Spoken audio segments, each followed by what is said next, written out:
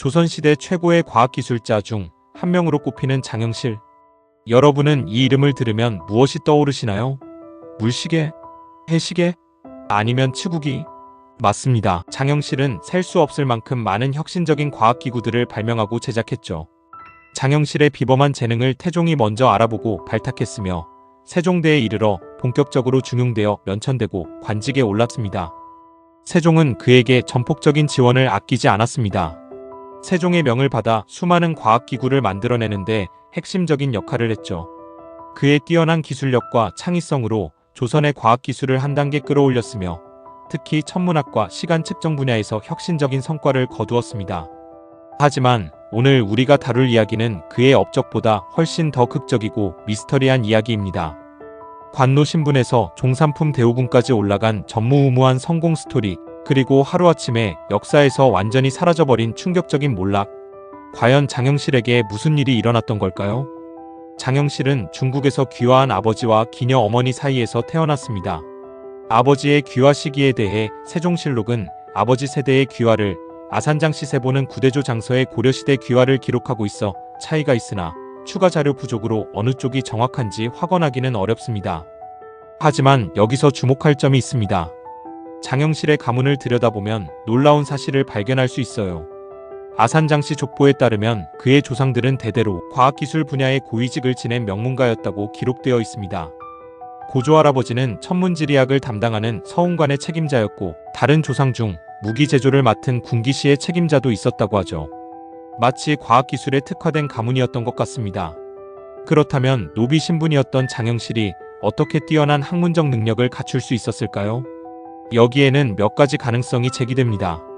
첫 번째는 조선 건국 과정에서 아버지가 정치적 변화로 인해 몰락하면서 장영실과 어머니가 관노로 전락했다는 설입니다. 두 번째는 태종대의 신분제가 강화되면서 장영실이 어머니의 신분을 따라 관노가 되었다는 설입니다. 어떤 경우든 그는 어린 시절 일정한 교육을 받을 수 있었던 것으로 보입니다. 실제로 세종실록에는 장영실이 그 재주가 보통 사람보다 뛰어나다라고 기록되어 있습니다. 그는 동래현에서 출중한 능력을 발휘했고 지방에 능력 있는 인재들을 청구하는 제도를 통해 한양으로 올라가게 되었죠. 1421년 드디어 장영실의 인생이 바뀌는 순간이 찾아옵니다. 세종이 그를 윤사홍, 최청구와 함께 중국으로 유학을 보낸 것입니다. 양반 2명과 노비 1명을 함께 보낸다는 것, 이것 자체가 파격적인 일이었죠. 1년간의 중국 유학을 마치고 돌아온 장영실은 1423년 상의원 별자에 임명되면서 관노 신분에서 벗어났습니다.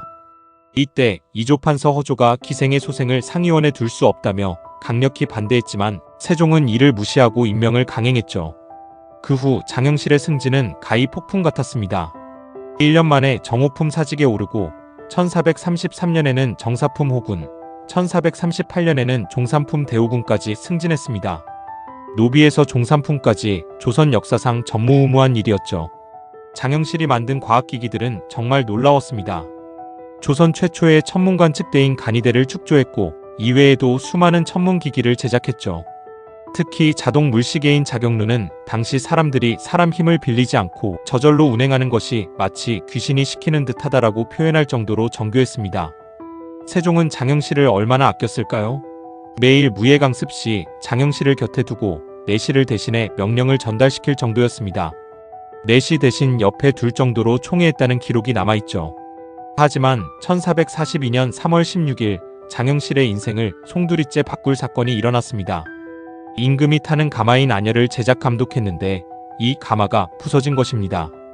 시험으로 타보던 중에 부서진 것으로 추정되는데 다행히 임금이 다쳤다는 기록은 없습니다. 세종의 반응은 의외로 단호했습니다. 의금부에서 곤장 100대를 쳐야 한다고 보고했고 세종은 20대를 감형해 곤장 80대를 집행하고 장영실을 파직시켰습니다.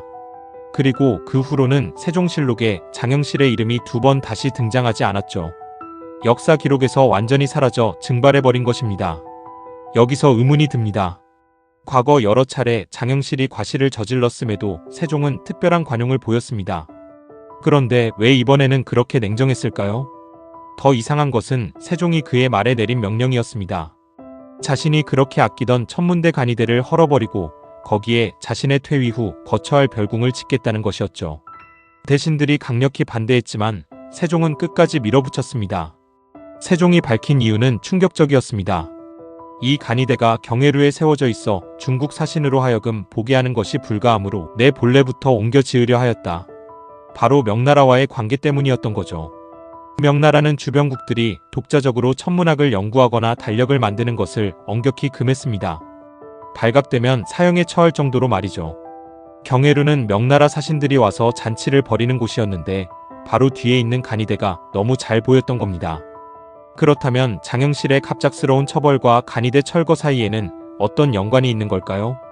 일부 학자들은 세종이 장영실을 명나라와의 외교적 문제로부터 보호하려고 일부러 멀리 보낸 것이 아니냐는 가설을 제기합니다.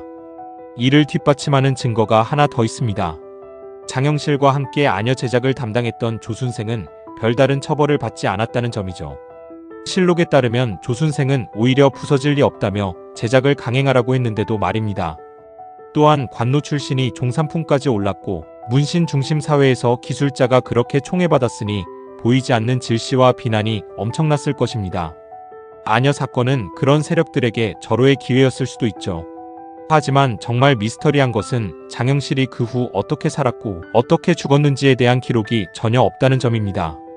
일부에서는 본관인 아산에서 살았을 것이라 추정하고 또 일부에서는 아버지 고향으로 알려진 지역에서 여생을 마쳤을 거라고 추정합니다. 1383년생이 맞다면 문책 당시 이미 60세였으니 그리 오래 살지 못했을 수도 있죠. 지금 장영실의 흔적을 찾을 수 있는 곳은 충남 아산의 추모비와 가묘뿐입니다. 생 같아도 무덤도 없는 조선 최고의 과학자. 과연 그에게 무슨 일이 일어났던 것일까요? 더욱 안타까운 사실은 1505년 연산군이 물시계를 창덕궁으로 옮기고 간이대를 뜯어버렸다는 것입니다. 그 후 300년이 지난 숙종시대에는 궁궐의 과학기구들이 모두 폐기되어 사용법을 아무도 모르게 되었죠. 성리학은 발전했지만 과학은 퇴보했고 장영실은 그렇게 완전히 잊혀졌습니다. 이 미스터리는 아직도 많은 사람들의 궁금증을 자아내고 있습니다. 여러분은 어떻게 생각하시나요? 장영실은 정말 단순한 안전사고 때문에 몰락한 것일까요? 아니면 그 이면에 더 복잡한 정치적 배경이 숨어 있는 것일까요? 하지만 한 가지 확실한 것은 만약 장영실이 오늘날 살아있다면 어떤 모습이었을까 하는 상상입니다.